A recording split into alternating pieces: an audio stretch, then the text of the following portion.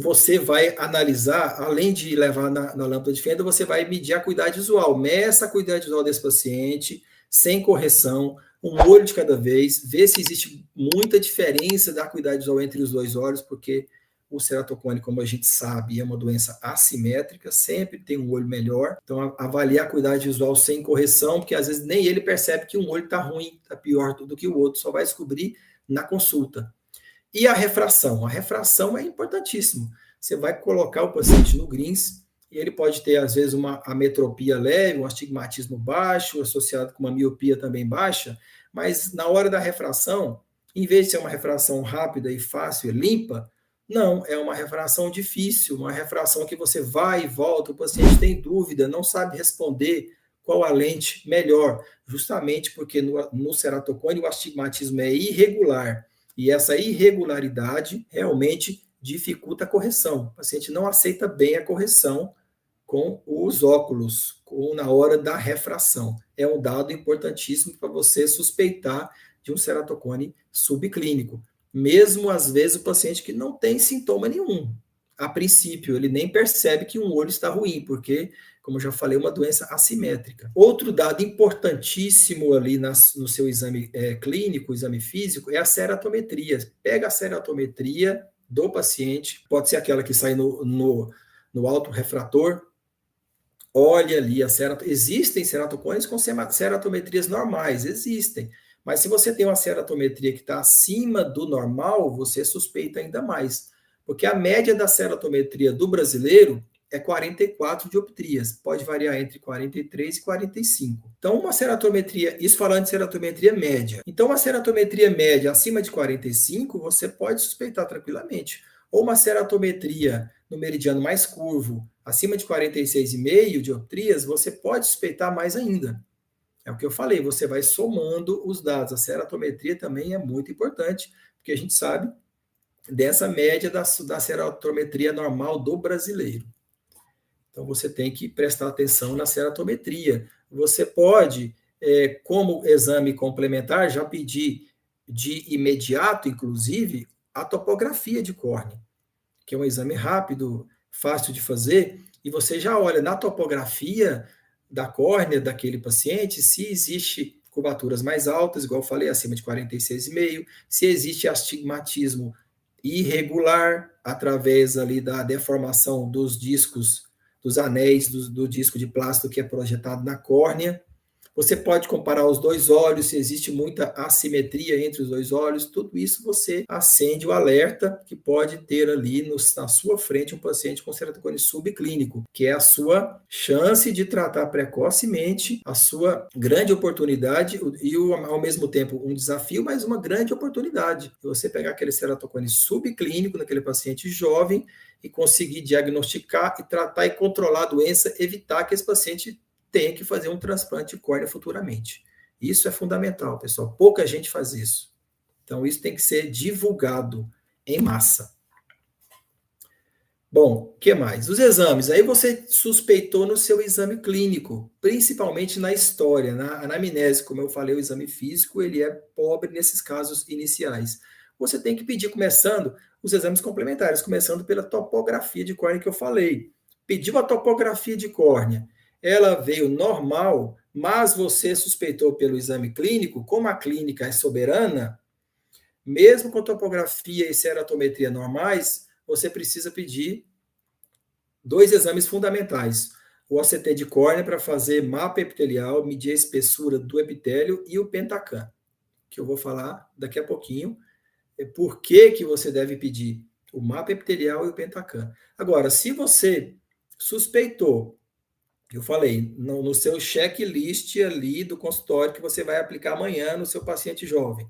Suspeitou de ceratocone subclínico, pediu a topografia, olhou a ceratometria, já está alterada, já estão alteradas, você já tem astigmatismo irregular, distorção dos anéis de plástico, então você não precisa do mapa epitelial, do OCT de córnea, você pode passar direto para o Pentacam. Por quê? Eu vou explicar agora. Porque o OCT de córnea, que faz o mapa epitelial, ele mede a espessura do epitélio da córnea. Ele pode mascarar o ceratocone que a topografia não mostra. Por quê? Porque o epitélio está mascarando. Ele muda o padrão dele, padrão normal, para compensar aquela ectasia que está se iniciando ali na superfície anterior da córnea, que o topógrafo de plástico não mostra. Qual que é o padrão normal do epitélio, a espessura normal do epitélio da córnea? Ele é regular, com uma tendência de ser mais espesso inferior e nasal e mais fino superior e temporal. Esse é o padrão normal.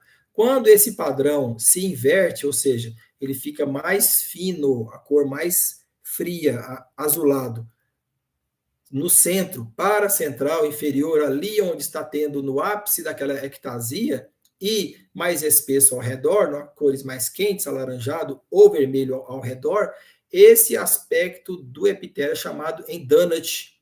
Esse aspecto endunate, ele é certeza que ali está desenvolvendo uma ectasia, um ceratocone inicial subclínico. Por isso, a espessura, a avaliação do mapa epitelial é muito importante nesses casos em que a topografia aparece aparentemente normal, a ceratometria também, mas você suspeitou pelo exame clínico. Paciente jovem, coçador, que tem antecedente familiar de ceratocone, que tem todos aqueles sintomas e tudo que eu falei. Se você desconfiou, tem um dado ou outro desse aí, você vai pedir, então, a topografia. Via normal, o mapa epitelial vai te ajudar, porque o epitélio pode estar aí disfarçando, mascarando uma ectasia que está iniciando. E por que é importante pedir o Pentacan também? Porque no Pentacan, às vezes o mapa também está normal, porque na curvatura anterior não tem ectasia, mas no Pentacan você vai observar uma alteração na elevação anterior e posterior da córnea, que os outros aparelhos não mostram. Você vai observar uma alteração nos índices de ectasia, principalmente os índices de elevação anterior e posterior, o índice chamado IHD e o índice chamado PPI, que é o índice de progressão médio, PPI médio, e o índice D. Então, são índices que falam que ali está havendo uma ectasia, uma progressão. E também você vai olhar a paquimetria. A paquimetria é importantíssimo. Se você tem uma córnea fina, menor que 470 micras no ponto mais fino, porque a espessura normal da córnea no ponto mais fino é de 470 a 550 micras. Então, qualquer córnea abaixo de 470 é córnea fina. E outro detalhe muito importante, a descentração do ponto mais fino, porque o ponto mais fino da córnea não é no centro, é temporal ao centro e ligeiramente inferior. Quanto mais inferior esse ponto mais fino, pior, mais você pode suspeitar de uma ectasia. Isso no ceratocone clássico, que é o que acontece mais, o mais prevalente, o mais comum, é aquele ceratocone inferior e temporal. Existe o ceratocone central, globoso, tipo nipple, mas esse é mais raro. Então a gente vai pelo mais frequente, que é o ceratocone descentrado temporal inferior. Então essa paquimetria começa a descer, o ponto mais fino, pode suspeitar ainda mais. Isso só o Pentacan te mostra. Os outros aparelhos não mostram. Por isso o Pentacan ali, você pode dizer que está começando um ceratocone subclínico por causa dessas alterações. E outra coisa muito importante que o Pentacan vai te mostrar é a classificação do ceratocone, que ele vai pegar 4 parâmetros muito importantes e vai classificar de acordo com a gravidade do ceratocone. Ele vai pegar o raio de curvatura anterior, da superfície anterior da córnea, e vai te classificar se é estágio 0, 1, 2, 3 ou 4. Normalmente é 0 nesses pacientes iniciais. Ele vai pegar o raio de curvatura posterior, da superfície posterior da córnea, e vai classificar em estágio 0, 1, 2, 3, 4. Lá no Pentacan tem um display que mostra isso. Vai pegar a paquimetria no ponto mais fino, e vai classificar estágio 0, 1, 2, 3 ou 4. E a acuidade visual, que não é um parâmetro objetivo, mas subjetivo, você vai medir a acuidade visual corrigida para longe do seu paciente e vai inserir, se você quiser, no Pentacan, é aquela informação, e ele vai classificar também essa acuidade visual em estágio 0, 1, 2, 3 ou 4. Nesses ceratocones subclínicos, normalmente, esses parâmetros são estágio 0. Estágio 0. É isso que a gente quer, mas existem outras alterações, como eu já falei, na elevação, curvatura, posterior, anterior e posterior, os índices, a paquimetria, que mostram para a gente que está começando um ceratocone naquele paciente. Não é só pela classificação em si.